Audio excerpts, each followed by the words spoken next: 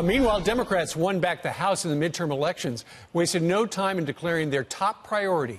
It is gun control.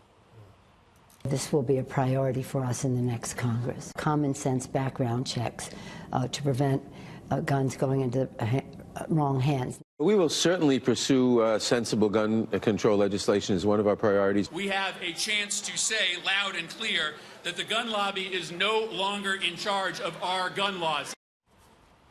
Here to react is NRA spokesperson Dana Loesch. Dana, what is your reaction when you hear all of that?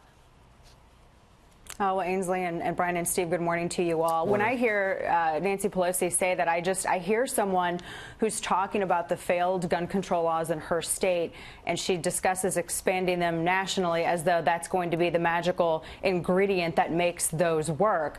And as we've seen time and time again, it doesn't, in fact, help. It doesn't make it work. And they can talk about pushing forward anti-gun legislation in the House, but let's think of all of the 2A victories that law-abiding gun owners won just in the past elections, and law-abiding gun owners spent significantly less dollars than the anti-gun movement, which is mostly funded by people like Michael Bloomberg. I mean, we don't have, a really rich sugar daddy, for the lack of a better way to put it, to go and fund this. We're just millions of people who want to make sure that our rights to self-defense, our Second Amendment rights, are protected. And so as a result of that, I mean, when you look at the results, I mean, for instance, the House candidates, 80% of NRA-endorsed House candidates won those races. 85% of NRA-endorsed candidates won races statewide, and we added and extended that Senate majority. So, I mean, we have divided houses, divided state legislatures across the country, and I think it goes to show that Nancy Pelosi really doesn't, I mean, she's really not in tune with what Americans want. When you look at the gun control movement, which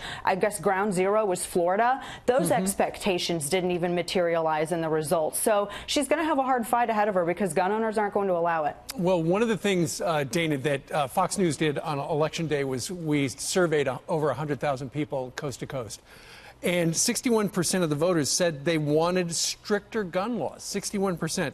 8% wanted less strict laws. So what does that tell you about where America's head is right now?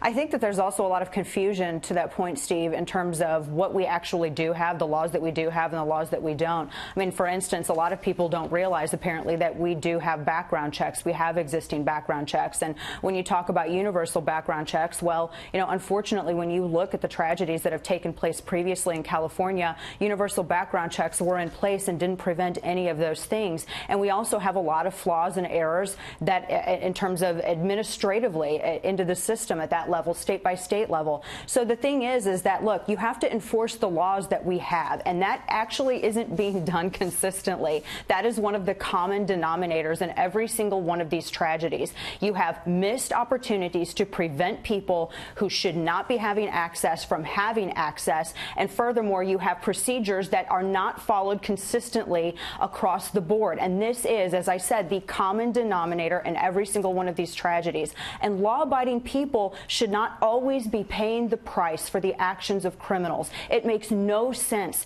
to disarm moms and dads across the country, men and women across the country, and make them more susceptible to threats because a criminal is going to abuse the law, break the law, and get illegal access.